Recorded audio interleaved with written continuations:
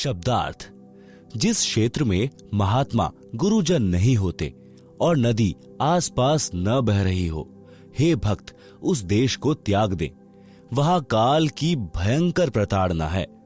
इसलिए हे पाठक जनों, जब भी जिस आयु में सतगुरु मिल जाएं, भक्ति प्रारंभ कर देना। संत गरीबदास जी ने कहा है कि चली गई सो जान दे, ले रहती कूराख, उतरी लाव चढ़ाई यो, करो अपूठी चाक। भावार्थ, हे मानव, जो आयु बिना सद्गुरु मिले बीत चुकी हो, वह तो व्यर्थ गई। उसकी चिंता छोड़कर सच्ची लगन से शेष बची आयु में भक्ति करके कल्याण करवा ले। भक्ति पर लगने के पश्चात संसारिक कार्य भी आसान हो जाएंगे। जैसे कुएं से पानी निकालते समय नेजू यानी बाल्टी से बंधी रस्सी चक्र से उतर जाती तो बाल्टी को खींचना कठिन हो जाता था। नेजू को फिर से चक्र पर चढ़ाकर बाल्टी खींचना बहुत आसान हो जाता है। सतगुरु की शरण में आने से पहले लाव यानी रस्सी चक्र से उतरी हुई के समान पानी निकालना कठिन हो रहा था। उसी प्रकार सब कार्य कठिनता से बन रहे थे। भक्ति शुरू करते ही कार्य आसानी से बनने लगे। जैसे रस्सी चक्र पर चढ़ने के पश्चात पानी आसानी से निकलता है। यह विचार नहीं करना चाहिए कि अब तो आयु कम रहती है, अब क्या भक्ति करेंगे। जब भी सत्संग से ज्ञान हो जाए, उसी आयु में दृढ़ता व लगन से भक्ति पर लग जाना चाहिए। भावार्थ, जो आयु चली गई उसकी चिंता छोड़कर शेष की रक्षा करो, यानी भक्ति दान सेवा में लगा दो। जैसे पुराने समय में कुएं से खेती की सिंचाई के लिए चमड़े की चड़स प्रयोग होती थी, जिसमें 2-3 क्विंटल पानी भर जाता था। उसको काष्ठ की चक्री के ऊपर लाव यानी मोटी रस्सी चढ़ाकर बांधकर खींचते थे। यदि लाव यानी रस्सी चक्री से उतर जाती थी यानी फिसल जाती थी तो उसे खींचना कठिन हो जाता था। उसको जैसे तैसे पुनः चक्री यानी काष्ठ के मोटे घेरे पर चढ़ाया जाता था, जिससे चड़स को बाहर निकालना आसान होता था, जो उससे लाभ लेने का यथार्थ तरीका है। इसलिए हे मानव, यदि गुरु शरण नहीं ली है तो आपकी लाव उतरी पड़ी है। जीवन का प्रत्येक कार्य मुसीबत बना खड़ा है। उस जीवन की लाव को पुनः पुली यानी चक्री पर चढ़ा लो, फिर चलाओ, आसान हो जाएगा। यानी गुरु जी की शरण लेकर अपने जीवन की राह को आसान बनाओ। वैश्या का उद्धार। सत्संग सुनने से जीवन सुधर जाता है। परमेश्वर कबीर जी रात्रि में घर घर में सत्संग करते थे। दिन में अपने निर्वाह के लिए सब श्रोता तथा कबीर जी कार्य करते थे। एक रात्रि में सत्संग चल रहा था। थोड़ी दूरी पर काशी शहर की प्रसिद्ध वैश्या चंपाकली का आलीशान मकान था। उस रात्रि में वैश्या को ग्राहकों का टोटा था, जिस कारण से इंतजार में जाग रही थी। उसको परमात्मा कबीर जी के मुख कमल से प्रिय अमृतवाणी सुनाई दी। सत्संग में बताया गया कि मानव यानी स्त्री पुरुष का जीवन बड़े पुण्यों से प्राप्त होता है। जो स्त्री पुरुष भक्ति नहीं करते, दान सेवा नहीं करते, वे परमात्मा के चोर हैं। गीता अध्याय 3 श्लोक 12 में भी कहा कि जो व्यक्ति परमात्मा से प्राप्त धन का कुछ अंश दान धर्म में लगाए बिना स्वयं ही पेट भरता रहता है, वह तो परमात्मा का चोर ही है। जो मानव चोरी, डकैती, ठगी, वैश्यागमन करते हैं, वे महाअपराधी हैं। जो स्त्रियां वैश्या का धंधा करती हैं, वे भी महाअपराधी हैं। परमात्मा के दरबार में उनको कठिन दंड दिया जाएगा। मानव जीवन शुभ कर्म करने तथा भक्ति करने के लिए प्राप्त होता है। कबीर चोरी जारी वैश्यावृत्ति कभो न करयो कोय, पुण्य पाई नर देही ओछी ठोर न खोए।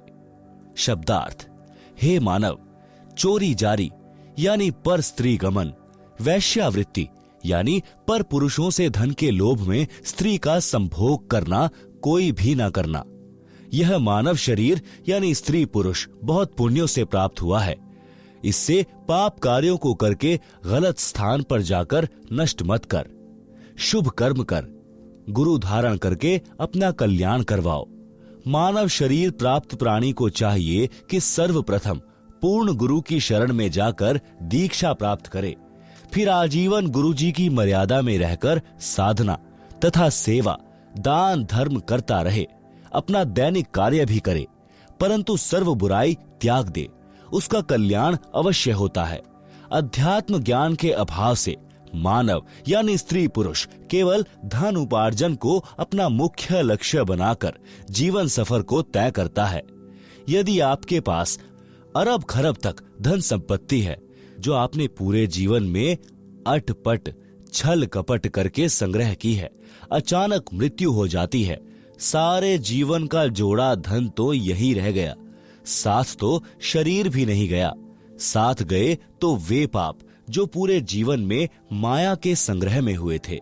काया तेरी है नहीं, माया कहां से होए, गुरु चरणों में ध्यान रख, इन दोनों को खोए।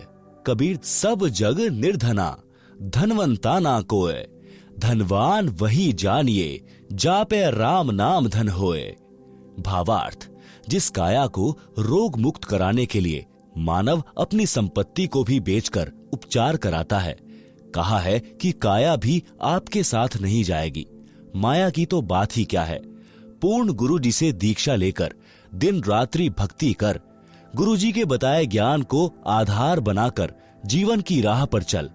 काया तथा माया से मोह हटाकर भक्ति धन संग्रह कर।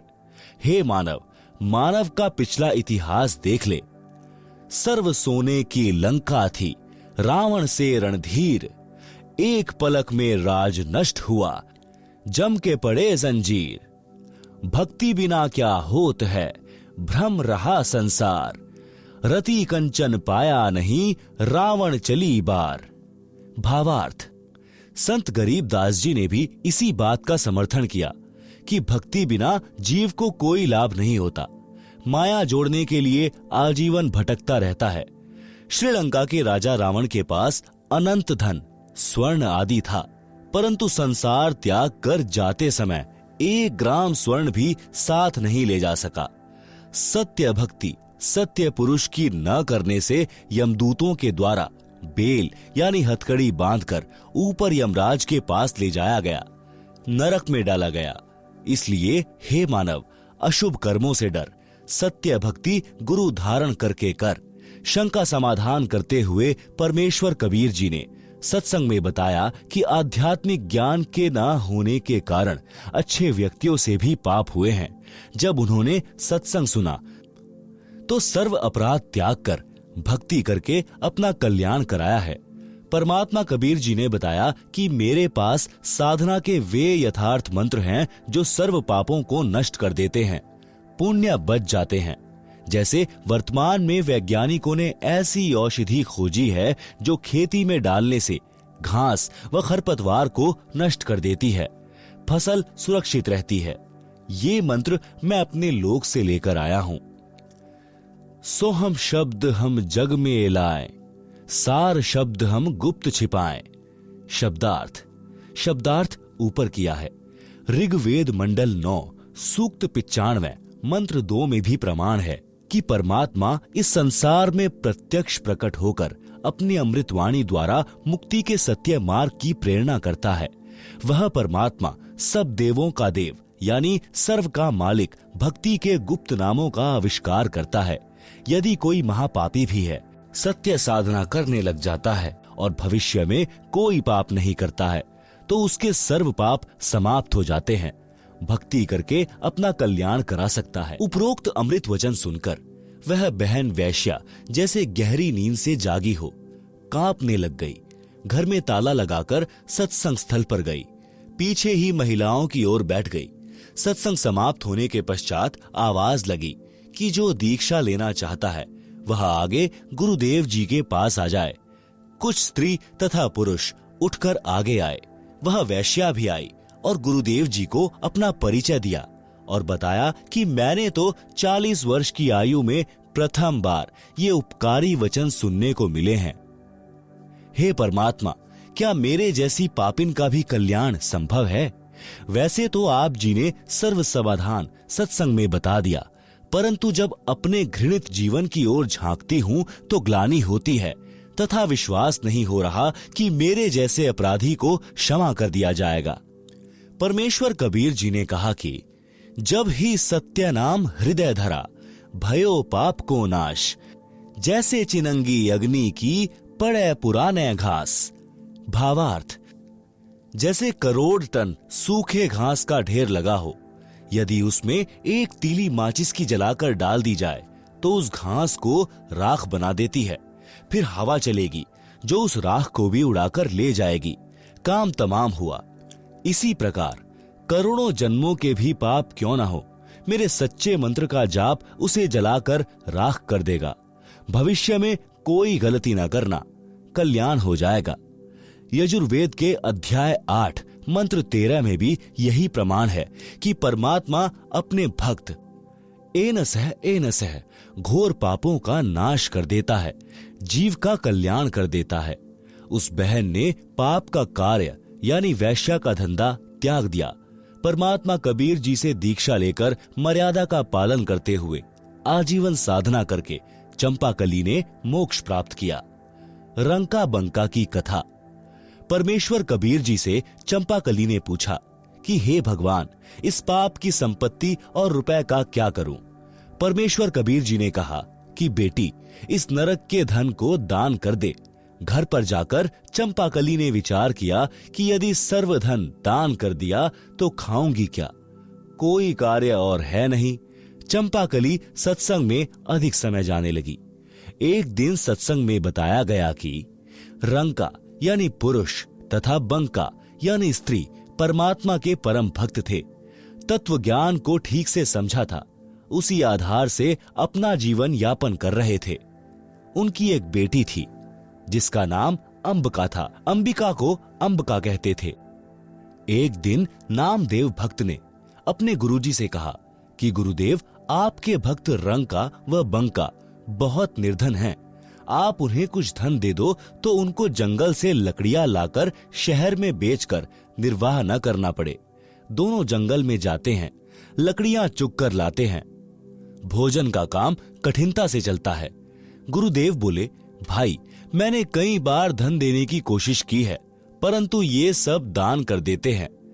2-3 बार तो मैं स्वयं वेश बदलकर लकड़ी खरीदने वाला बनकर गया हूं। उनकी लकड़ियों की कीमत अन्य से 100 गुना अधिक दी थी। उनकी लकड़ियां प्रतिदिन 2-2 आना की बिकती थी। मैंने 10 रुपए में खरीदी थी। उन्होंने 4 आना रखकर शेष रुपए मेरे को सत्संग में दान कर दिए। अब आप बताओ कि कैसे धन दूं? भक्त नामदेव जी ने फिर आग्रह किया कि अब की बार धन देकर देखो, अवश्य लेंगे। गुरु तथा नामदेव जी उस रास्ते पर गए जिस रास्ते से रंका बंका लकड़ी लेकर जंगल से आते थे। गुरुजी ने रास्ते में सोने यानी गोल्ड के बहुत सारे आभूषण डाल दिए जो लाखों रुपए की कीमत के थे। नामदेव तथा गुरुदेव एक झाड़ के पीछे छिपकर खड़े हो गए।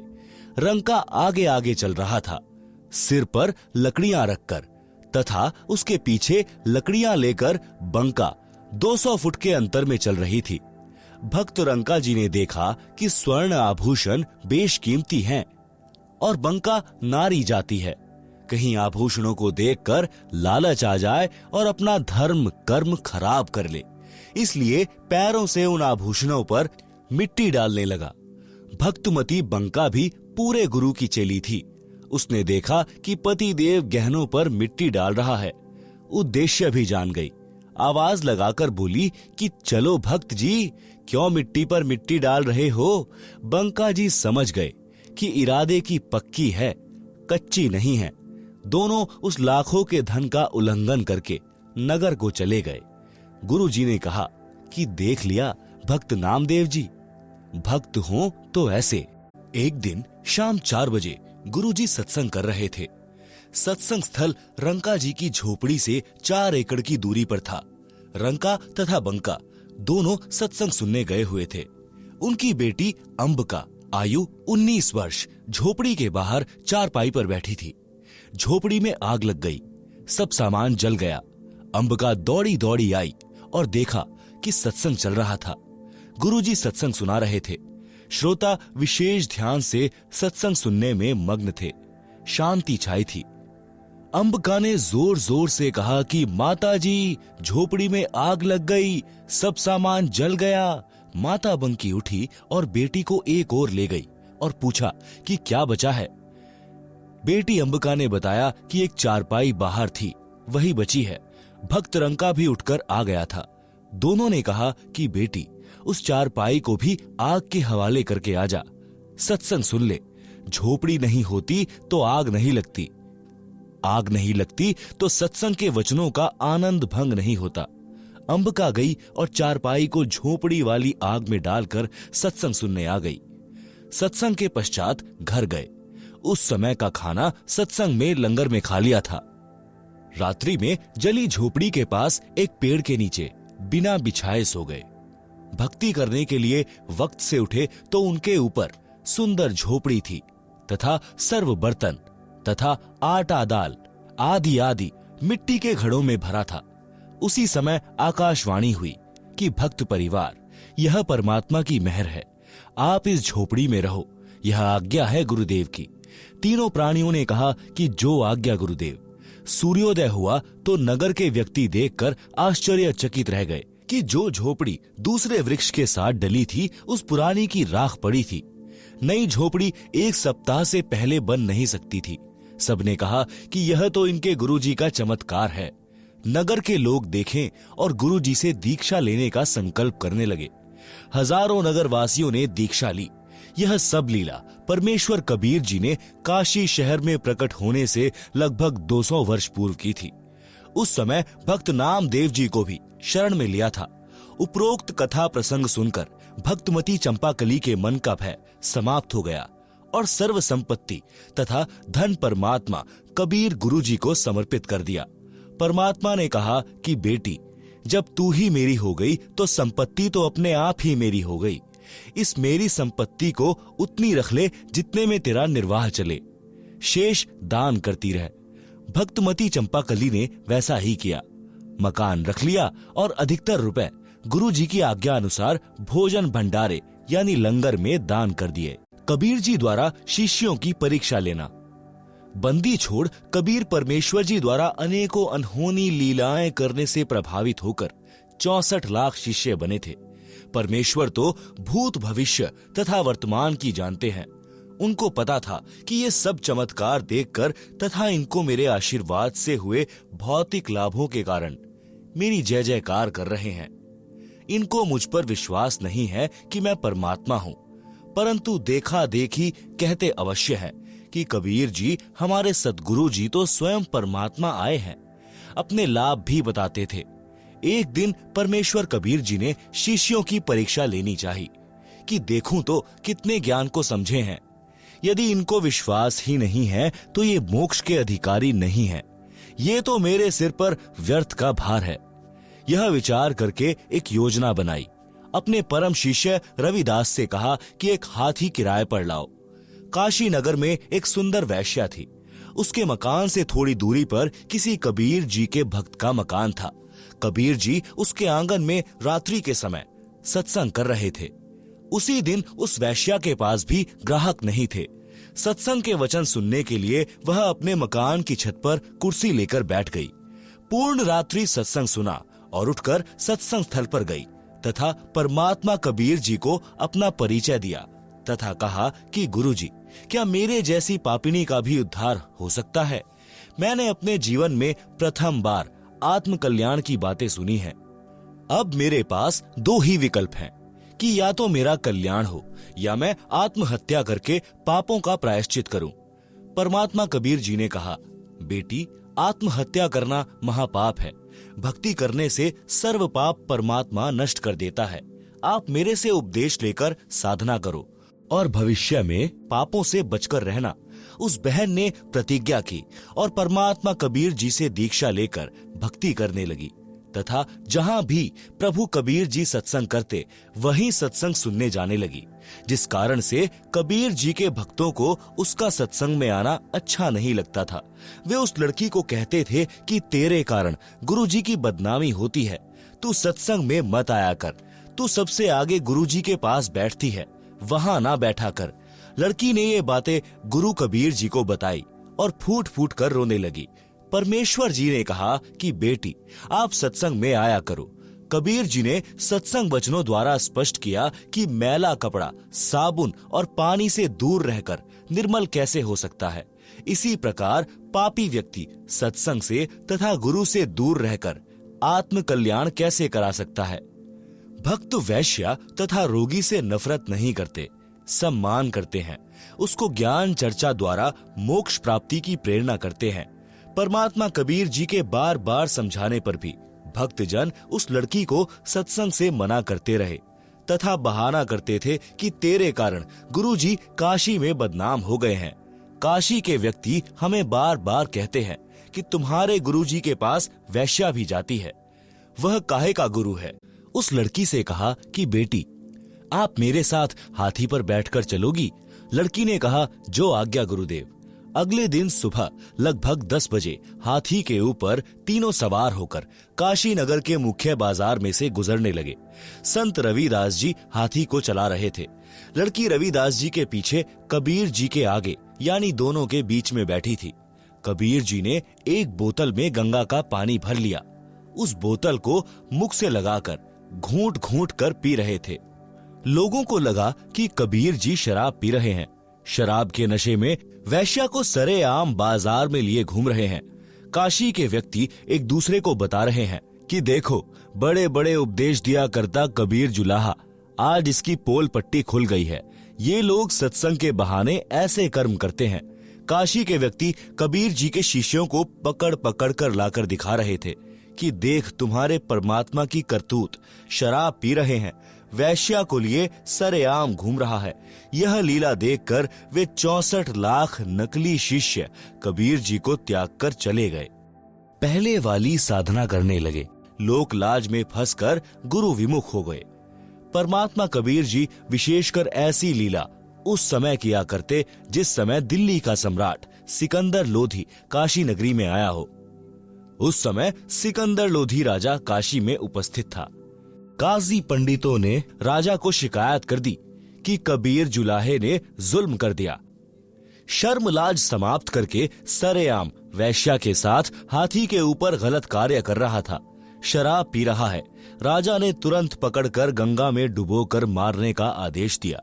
अपने हाथों से राजा सिकंदर ने हाथों में हथकड़ी तथा पैरों में बेड़ी तथा गले में तोक लगाई। नौका में बैठाकर गंगा दरिया के मध्य में ले जाकर दरिया में सिपाहियों ने पटक दिया। हथकड़ी, बेड़ी तथा तोक अपने आप टूटकर जल में गिर गई। परमात्मा जल पर पद्म आसन लगाकर बैठ गए। नीचे से गंगा जल चक्कर काटता हुआ बह रहा था। परमात्मा जल के ऊपर आराम से बैठे थे। कुछ समय उपरांत परमात्मा कबीर जी गंगा के किनारे आ गए। सिपाहियों ने शेख तकी के आदेश से कबीर जी को पकड़कर नौका में बैठाकर कबीर परमात्मा के पैरों तथा कमर पर भारी पत्थर बांधकर हाथ पीछे को रस्सी से बांधकर गंगा दरिया के मध्य में फेंक दिया। रस्से टूट गए, पत्थर जल में डूब गए। परमेश्वर कबीर जी जल के ऊपर बैठे रह गए। जब देखा कि कबीर गंगा दरिया में डूबा नहीं, तो क्रोधित होकर शेख तकी ने राजा से कहकर तोप के गोले मारने का आदेश दे दिया। पहले कबीर जी को पत्थर मारे, गोली मारी, तीर मारे। अंत में तोप के गोले 4 पहर यानी 12 घंटे तक कबीर जी के ऊपर चलाए। कोई तो वही किनारे पर गिर जाता, कोई दूसरे किनारे पर जाकर गिरता, कोई दूर तालाब में जाकर गिरता। एक भी गोला, पत्थर, बंदूक की गोली या तीर परमेश्वर कबीर जी के आसपास भी नहीं गया। इतना कुछ देखकर भी काशी के व्यक्ति परमेश्वर को नहीं पहचान पाए। तब परमेश्वर कबीर जी ने देखा कि ये तो अक्ल के अंधे हैं। उसी समय गंगा के जल में समा गए और अपने भक्त रविदास जी के घर प्रकट हो गए। दर्शकों को विश्वास हो गया कि कबीर जुलाहा गंगा जल में डूबकर मर गया है। उसके ऊपर रेत व रेग यानी गारा जम गई होगी। सब खुशी मनाते हुए, नाचते कूदते हुए नगर को चल पड़े। शेख तकी अपनी मंडली के साथ संत रविदास जी के घर यह बताने के लिए गया कि जिस कबीर जी को तुम परमात्मा कहते थे वह डूब गया है। मर गया है। संत रविदास जी के घर पर जाकर देखा तो कबीर जी इकतारा यानी वाद्य यंत्र बजा बजा कर शब्द गा रहे थे। शेख तकी की तो मां सी मर गई। राजा सिकंदर के पास जाकर बताया कि वह आंखें बचाकर भाग गया है, रविदास के घर बैठा है। यह सुनकर बादशाह सिकंदर लोधी संत रविदास जी की कुटी पर गया। परमात्मा कबीर जी वहां से अंतर ध्यान होकर गंगा दरिया के मध्य में जल के ऊपर समाधि लगाकर जैसे जमीन पर बैठते हैं ऐसे बैठ गए। रविदास जी से पूछा कि कबीर जी कहां पर हैं? संत रविदास जी ने कहा कि हे बादशाह जी, वे पूर्ण परमात्मा हैं, वे ही अलख अल्लाह हैं, आप इन्हें पहचानो। वे तो मर्जी के मालिक हैं, जहां चाहे चले जाएं, मुझे कुछ नहीं पता कहां चले गए, वे तो सबके साथ रहते हैं। उसी समय किसी ने बताया कि कबीर जी तो गंगा के बीच में बैठे भक्ति कर रहे हैं। सब व्यक्ति तथा राजा व सिपाही गंगा दरिया के किनारे फिर से गए। राजा ने नौका भेजकर मल्लाहों के द्वारा संदेश भेजा कि बाहर आए। मल्लाहों ने नौका कबीर जी के पास ले जाकर राजा का आदेश सुनाया कि आपको सिकंदर बादशाह याद कर रहे हैं, आप चलिए। परमेश्वर कबीर जी उस जहाज यानी बड़ी नौका में बैठकर किनारे आए। राजा सिकंदर ने फिर गिरफ्तार करवाकर हाथ पैर बांधकर खूनी हाथी से मरवाने की आज्ञा कर दी। चारों ओर जनता खड़ी थी। सिकंदर ऊंचे स्थान पर बैठे थे। परमात्मा को बांध जोड़कर पृथ्वी पर डाल रखा था। महावत यानी हाथी के ड्राइवर ने हाथी को शराब पिलाई और कबीर जी को कुचलकर मरवाने के लिए कबीर जी की ओर बढ़ा। कबीर जी ने अपने पास एक बब्बर सिंह खड़ा कर दिया। वह केवल हाथी को दिखा। हाथी चिंघाड़ कर डर के मारे वापस भाग गया। महावत को नौकरी का भय सताने लगा। हाथी को भाले मार मार कर कबीर जी की ओर ले जाने लगा, परंतु हाथी उल्टा भागे। तब पीलवान यानी महावत को भी शेर खड़ा दिखाई दिया तो डर के मारे उसके हाथ से अंकुश गिर गया। हाथी भाग गया। परमेश्वर कबीर जी के बंधन टूट गए। कबीर जी खड़े हुए तथा अंगड़ाई ली तो लंबे बढ़ गए। सिर आसमान को छुआ दिखाई देने लगा। प्रकाशमान शरीर दिखाई देने लगा। सिकंदर राजा भय से कांपता हुआ परमेश्वर कबीर जी के चरणों में गिर गया। क्षमा याचना की तथा कहा कि आप परमेश्वर हैं, मेरी जान बख्शो, मेरे से भारी भूल हुई है। मैं अब आपको पहचान गया हूँ, आप स्वयं अल्लाह पृथ्वी पर आए हो। तब परमेश्वर कबीर जी काशी नगर में आए तथा उसी गणिका के मकान में चौक में बैठ गए। लड़की परमात्मा के चरण दबा रही थी। परमेश्वर कबीर जी के पैर अपनी सांथलों यानी घुटनों से ऊपर की टांग पर रख लिए। नोट: इन वाणियों का शब्दार्थ ऊपर संक्षेप में किया है। फिर गणिका के संग चले, शीशी भरी शराब, गरीबदास उस पुरी में जुल्हा भया खराब। तारी बाजी पुरी में भिष्ट जुल्हदी नीच, गरीबदास गणिका सजी, दहूं संतों के बीच। गावत बैन बिलास पद, गंगा जल पीवंत, गरीबदास विहल भये मतवाले घूमंत। भड़ुआ भड़ुआ सब कहें, कोई न जाने खोज, दास गरीब कबीर करम, बांटत शिर का बोझ। देखो गणिका संगी लई, कहते कौम 36, गरीब दास इस जुल्हदी का दर्शन आन हदीस। शाह सिकंदर को सुनी, भिष्ट हुए दो संत, गरीब दास चारों वरण उठी लागे सब पंथ। चारी वर्ण शट आश्रम, दोनों दीन खुशाल, गरीब दास हिंदू तुरक, पड़या शहर गली जाल। शाह सिकंदर कह गए, सुनी कबले अरदास, गरीब दास तलबा हुई, पकड़े दोनों दास। कहो कबीर यो क्या किया, गणिका लिन्ही संग, गरीब दास भूले भक्ति, परया भजन में भंग। सुनो सिकंदर बादशाह, हमरी अरज आवाज, गरीब दास वह राखिसी, जिन योह साज्या साज। जड़ियां तोक जंजीर गल, शाह सिकंदर आप, गरीब दास पद लीन है, तारी अजपा जाप। हाथों जड़ी हथकड़ी, पग बेड़ी पहिराए, गरीब दास बीच गंग में, तहां दीन्हा छिटकाए। झड़ी गए तोक जंजीर सब, लगे किनारे आए, गरीब दास देखे खलक, स्यों काजी बादशाह। नीचे नीचे गंगा जल ऊपर आसन थीर, गरीब दास बूढ़े नहीं बैठे अधर कबीर। यो अचरज कैसा भया देखें दोनों दीन, गरीब दास काजी कहें बांधी दिया जलसीन। गल में फांसी डारी करी बांधो शिला सुधारी, गरीब दास यह जुलहदी जब बूढ़े गंगधार। शिला धरी जब नाव में बांधी गले कबीर, गरीब दास फंद टूटी के ना डूबे जल नीर। शिला चही शाह और को देखत काशी ख्याल, गरीब दास कबीर का आसन अधर हमाल। तीर बाण गोली चले तो प्रहकल्यों शोर, गरीब दास उस जुलहदी के गई एक नहीं और। अधर धार गोले बहें जल के बीच गभाक, गरीब दास उस जुलहदी पर शस्त्र छूटे लाख। तो प्रहकले सब चले तीर बाण कमान, गरीब दास वह जुलहदी जल पर रहे अमान। अधरी धार अपार गति जल पर ही लगी समाधि, गरीब दास निज ब्रह्म पद खेले आदि अनादि। जुलम हुआ बूढ़े नहीं शस्त्र लगे ना बाण, गरीब दास इब कौन गति कैसे लीजे प्राण। लगी समाधि अगाध में बिचरे काशी गंग, गरीब दास की लोल सर छुहे चरण तरंग। चारी पहर गोले बगे धमी मुलक मैदान, गरीब दास पोखर सुखे रहे कबीर अमान। अपनी करनी सब करी थाके दोनों दीन, गरीब दास अब जुलहदी पैठी गए जलमीन। डूब्या डूब्या सब कहें हो गए गारत गोर, गरीब दास कबले धनी तुम आगे क्या जोर। आनंद मंगल होत है बटे बधाई बेग, गरीब दास उस जुलहदी पर फिर गई रेती रेग। हस्ती घोड़े चढ़त हैं पान मिठाई चीर, गरीब दास काशी खुशी बूढ़े गंग कबीर। जावो घरी रे दास के हिलकारे हजूर, गरीब दास खुशिया कहो कहियो नहीं कसूर।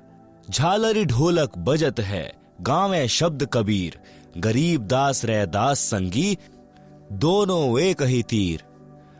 काजी पंडित सब गए शाह सिकंदर उठ, गरीब दास रे दास के भेष गए जटजूट। कोठी कुठले सब झके बासन टींडर गोली, गरीब दास रह दास सुनो कहां गए वह बोल। वे प्रगट पूर्ण पुरुष हैं अविनाशी अलख अल्लाह, गरीब दास रह दास कहे सुनो सिकंदर शाह। सूरजमुखी सुभान सर खिले फूल गुलजार, गरीब दास काजी पंडित करता शाह पुकार। शाह सिकंदर फिर गए उस गंगा के तीर, दास गरीब कबीर हरि बैठे ऊपर नीर। बैठी मलाह जिहाज में गए धार के बीच, गरीब दास हरि हरि करे प्रेम फुहारे सींच। करी अरज मलाह तहां दीन दुनी बादशाह, गरीब दास आसन उधर लगी समाधि जुलाह। भंवर फिरत हैं गंग जल फूल उगाने कोटी, गरीब दास तहां बंदगी हरिजन हरि की ओट। संकल सीढ़ी लाए करी उतरे तहां मलाह, गरीब दास हम बंदगी याद किए बादशाह। बैठ कबीर जहाज में आए गंगा घाट, गरीब दास काशी थकी हांडे बहु विधि बाट। शब्दार्थ वाणी नंबर 726 से 730 का शब्दार्थ। परमात्मा कबीर जी ने शिष्यों की परीक्षा लेने के उद्देश्य से एक शीशी में गंगा दरिया का जल भर लिया। काशी शहर की प्रसिद्ध वैश्या और रविदास संत जी के साथ किराए के हाथी पर चढ़कर काशी शहर के मुख्य बाजार की गलियों में घूमने लगे। शीशी से मुख लगाकर जल पी रहे थे, परंतु अदा कर रहे थे जैसे शराब पी रहे हैं। रविदास जी हाथी को चला रहे थे, पीछे वैश्या बैठी थी। वैश्या के पीछे कबीर जी वैश्या के गले में हाथ डालकर आशिक की तरह अभिनय कर रहे थे। काशी शहर के व्यक्ति यह सब देखकर हाथों से तालियां बजाने लगे और कहने लगे कि देखो, कबीर नीच जुलाहा वैश्या को साथ लेकर शराब के नशे में वैश्या के गले में हाथ डालकर मतवाला होकर घूम रहा है। परमात्मा कबीर जी भक्ति के शब्द कविता गा रहे थे और झूम रहे थे। जनता समझ रही थी कि गाने गा रहा है, अभद्र तरीके से वेश्या से लिपटा बैठा है, इसने लोक लाज भी उतार दी है। काशी नगर के सब नागरिक कबीर जी को भड़वा भड़वा यानी व्यभिचारी व्यभिचारी कहने लगे। परंतु इस राज को कोई नहीं समझ पा रहा था कि परमात्मा कबीर जी सतगुरु रूप में अनेकों शिष्यों को दीक्षा दे चुके थे। उनके पापों का भार अपने सिर पर ले रखा था। शिष्य गुरु आज्ञा का पालन नहीं कर रहे थे, उनके भार से मुक्त हो रहे थे। शिष्यगण यह लीला देखकर नाम दीक्षा त्याग कर कबीर जी से दूर हो गए। उनके सत्संग विचार भी सुनने के लिए सत्संग जाना भी त्याग दिया। जितने शिष्यों ने नाम त्यागा, उनका भार कबीर जी के सिर से उतर गया। काशी शहर के 36 बिरादरी के व्यक्ति कह रहे थे कि देखो, गणिक यानी वैश्या को साथ लेकर चल रहा है। इस जुलाहे कबीर के दर्शन से भी पाप लगता है। वाणी नंबर 731 से 754 का शब्दार्थ। उन दिनों में दिल्ली का राजा सिकंदर लोधी काशी में ठहरा हुआ था, क्योंकि वह पूरे पुराने भारत का सम्राट था। उसके अधीन छोटे राज्य भी थे। काशी नगर का नरेश बीरदेव सिंह बघेल भी सिकंदर के अधीन था। परमात्मा कबीर जी भी अनोखी लीला उसी समय किया करते थे जिस समय दिल्ली का राजा सिकंदर काशी शहर में आया हो। परमेश्वर तो जानते हैं कि जितने भी मानव जिस जिस धर्म के हैं तथा अन्य जीव सब उसी के अपने बच्चे हैं, उन्हीं के वचन से उत्पन्न हैं। पिता होने के नाते परमेश्वर कबीर जी भी अपने बच्चों को काल ब्रह्म के चंगुल से निकालने के लिए प्रयत्न करते रहते हैं। परमेश्वर कबीर जी चाहते थे कि किसी तरह सिकंदर को मेरे सामर्थ्य का पता चल जाए और यह अपने राज वाले क्षेत्र में मेरे सत्य ज्ञान के प्रचार में सहयोग करे तथा अपना भी कल्याण करवाए। भारत में हिंदू गुरु ब्राह्मणों तथा मुसलमान काजी मुल्लाओं की आपस में कभी नहीं बनती थी। धर्म के नाम पर झगड़ा खड़ा किए रहते थे, परंतु जब कबीर जी की त्रुटि उन्हें मिल जाती तो सब एक होकर कबीर जी का जोरदार विरोध करते थे। कारण यह था कि परमात्मा कबीर जी दोनों धर्मों के प्रचारकों के ज्ञान को गलत सिद्ध करते थे। कहते थे कि इन धर्म प्रचारकों को अपने धर्म ग्रंथों का भी ज्ञान नहीं है, सब के सब शास्त्रों के विरुद्ध ज्ञान व भक्ति बताते हैं, जिस कारण से साधकों को कोई अध्यात्म लाभ परमात्मा की ओर से नहीं मिल रहा है। कबीर जी से दीक्षा लेने वालों को तुरंत लाभ मिलता था। यही कारण था कि उस समय परमात्मा कबीर जी के 64 लाख शिष्य हो गए थे। सब महादुखी थे। दीक्षा व आशीर्वाद से सबका कष्ट नष्ट होकर सब सुखी हो गए थे। कबीर जी के अनुयायी हिंदू तथा मुसलमान दोनों ही बहुसंख्या में बन रहे थे, जिस कारण से वे धर्म प्रचारक यानी धर्म गुरु कबीर जी से घोर ईर्ष्या रखते थे। इस घटना से उनको पंख लग गए। विचार किया कि दिल्ली का सम्राट भी आया है, आज इस जुलाहे को मौत की सजा दिलाएंगे। यह विचार करके हजारों की संख्या में दोनों धर्मों के व्यक्ति राजा सिकंदर के पास विश्राम गृह में गए। कारण का पता लगने पर राजा सिकंदर ने जनता को प्रसन्न करने के लिए कहा कि अभी गिरफ्तार करवाकर उस कबीर को मौत के घाट उतारता हूँ। संत रविदास जी तथा परमात्मा कबीर जी दोनों को पुलिस पकड़ लाई। संत रविदास जी को तो छोड़ दिया, क्योंकि कबीर जी ने सब अपनी गलती मानी थी। कहा था कि न रविदास जी का दोष है न गणिका का, सब कुछ मैंने किया है। सिकंदर लोधी का असाध्य रोग परमेश्वर कबीर जी के आशीर्वाद से समाप्त हुआ था। कमाल लड़के को तथा कमाली लड़की को तथा स्वामी रामानंद को, जिसकी हत्या सिकंदर लोधी राजा ने की थी, राजा के सामने मुर्दों को जीवित किया था। राजा सिकंदर भी कबीर जी को गुरु मानता था, परंतु अधिक जनता को देखकर तथा अक्षम्य अपराध मानकर कानून व्यवस्था राज में बनाए रखने के उद्देश्य से सिकंदर ने कबीर जी को गिरफ्तार करवाया। फिर भी कुछ गुरु मर्यादा का ध्यान रखते हुए प्रश्न किया कि हे कबीर जी, आप इतने नेक विचारों वाले थे, यह क्या कर बैठे? आपने वैश्या को साथ लिया, आप भक्ति भूल गए, आपका भजन यानी नाम खंड हो गया, भक्ति का नाश कर लिया। कबीर जी ने उत्तर दिया कि हे सिकंदर बादशाह, आपके प्रश्न का उत्तर सुनो। जिस परमेश्वर ने सब ब्रह्मांडों को बनाकर सुरक्षित रखा है, वह मेरी भी रक्षा करेगा। सिकंदर लोधी राजा ने जनता को शांत करने के उद्देश्य से अपने हाथों से कबीर परमेश्वर के हाथों में हथकड़ी, पैरों में बेड़ी, गले में तोक पहनाकर गंगा दरिया के मध्य में डालकर मारने का आदेश सुना दिया। राजा के आदेशानुसार कबीर जी को गंगा नदी के मध्य में नौका के द्वारा ले जाकर जल में डाल दिया। परमेश्वर कबीर जी के हाथों की हथकड़ी, पैरों की बेड़ी तथा गले की तोक वाली जंजीर टूटकर जल में गिर गई और परमात्मा कबीर जी जल के ऊपर बैठे रहे। यह देखकर काजियों ने कहा कि कुछ इसने जादू तंत्र करके जल को बांध दिया है, इस कारण से नहीं डूब रहा। कुछ समय तक जल पर बैठे रहे, फिर गंगा नदी के किनारे की ओर उसी स्थान पर आ गए जिस स्थान से नौका में बैठा कर ले गए थे। उस स्थान पर यानी गंगा दरिया के किनारे पर कई हजार व्यक्ति देखने के लिए उपस्थित थे। राजा सिकंदर भी उपस्थित था। काजी व मुल्ला तथा ब्राह्मणों ने विचार करके राजा से कहा कि इसके गले में पत्थर की भारी वजन वाली शिला बांधकर दरिया के मध्य डाला जाए, यह तब डूबेगा।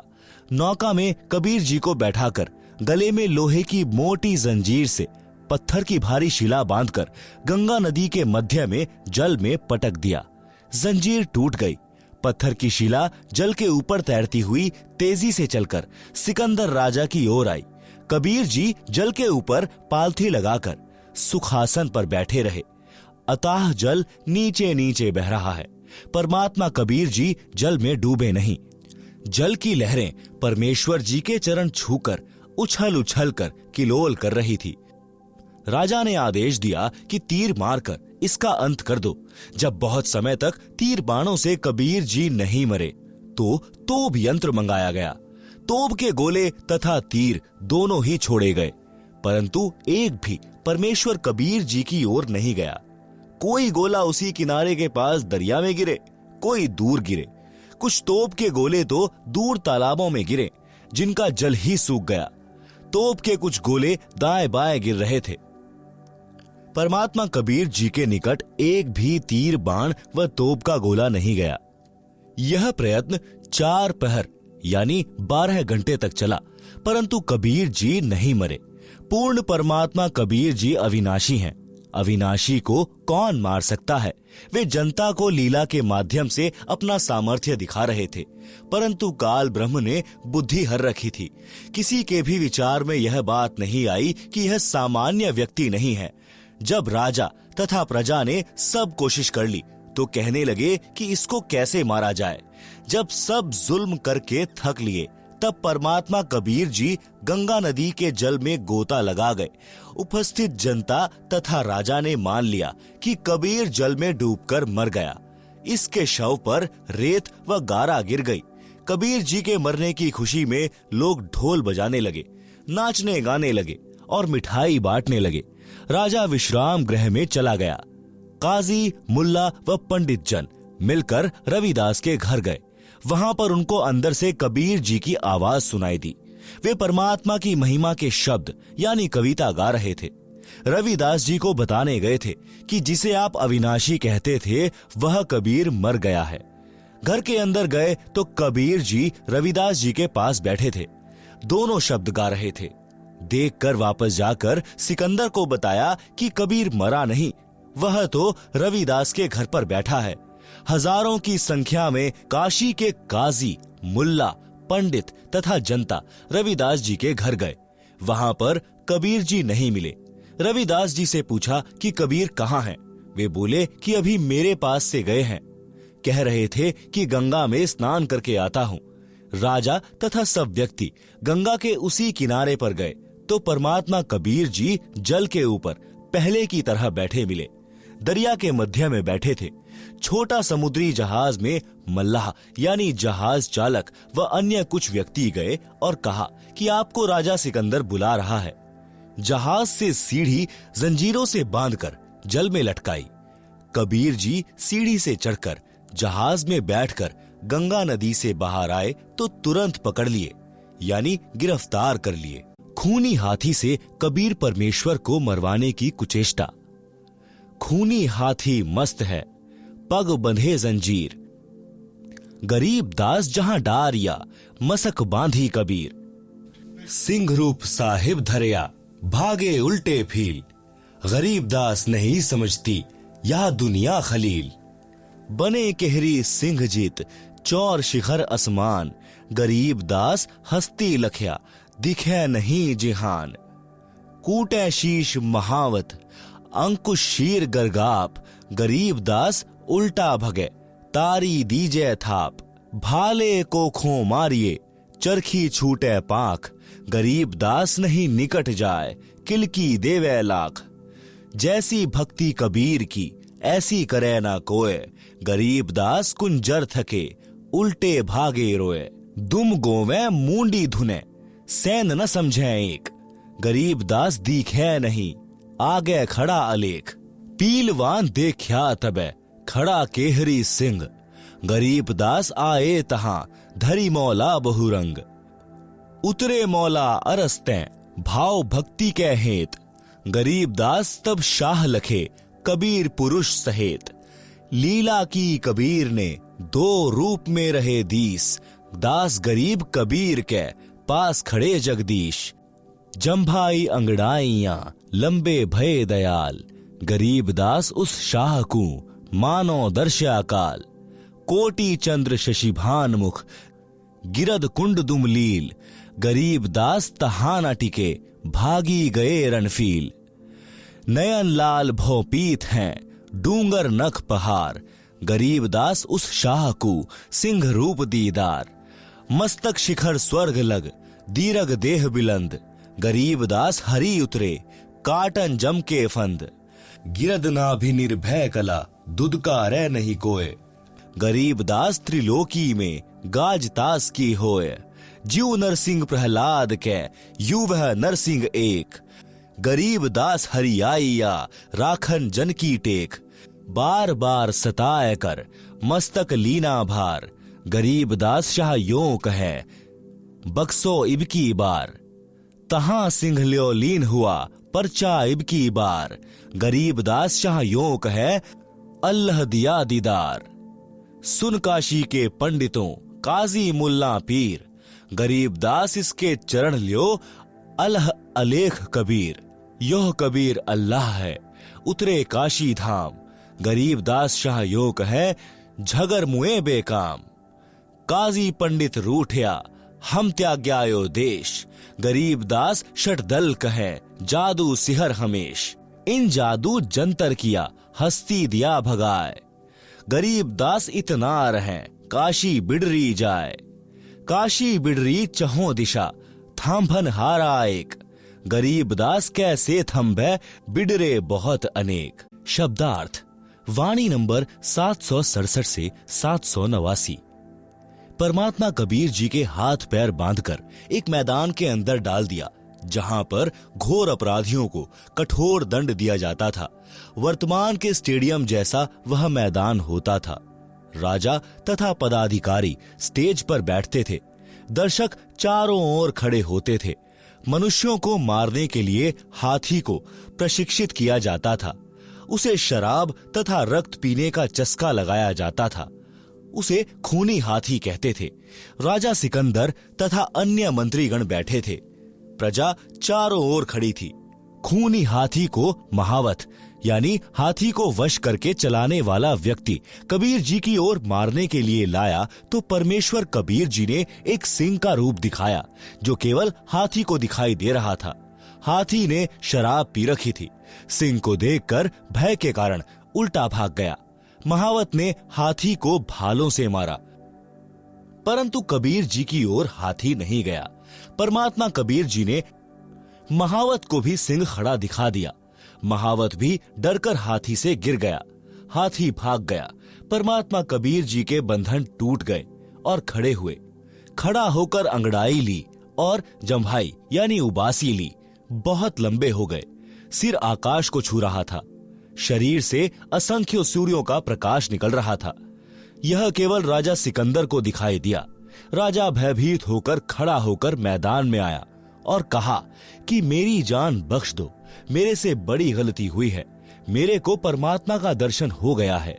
जनता से राजा ने कहा कि यह अल्लाहू अकबर है, कबीर रूप में पृथ्वी पर आया है, इसके चरण छूकर अपना कल्याण करवा लो। परंतु कर्महीन काजी, मुल्ला व पंडित कहने लगे कि कबीर ने जादू जंत्र करके हाथी को भगा दिया, हम जा रहे हैं। यह कहकर वे पाप आत्मा सब चले गए। परमात्मा ने अपना शरीर सामान्य किया और सिंह को अदृश्य कर दिया, अपनी कुटी में चले गए। दीक्षा के पश्चात पूर्ण गुरुदेव जी से दीक्षा लेकर पूर्ण विश्वास के साथ गुरुदेव द्वारा बताई साधना पूरी निष्ठा के साथ करें। कबीर जी ने बताया है कि धीरज रखें, धीरे धीरे रे मना, धीरे सब कुछ होए, माली सींचे 100 घड़ा, समय आए फल होए। भावार्थ, जैसे माली आम का बीज बोता है, उसकी सिंचाई करता है, कुछ दिन पश्चात अंकुर दिखाई देता है, फिर भी समय समय पर सिंचाई करता रहता है। रक्षा के लिए कांटेदार झाड़ियों की बाड़ यानी फेंसेस करता है। एक आम के पौधे को पेड़ बनने में लगभग 8 से 10 वर्ष लग जाते हैं।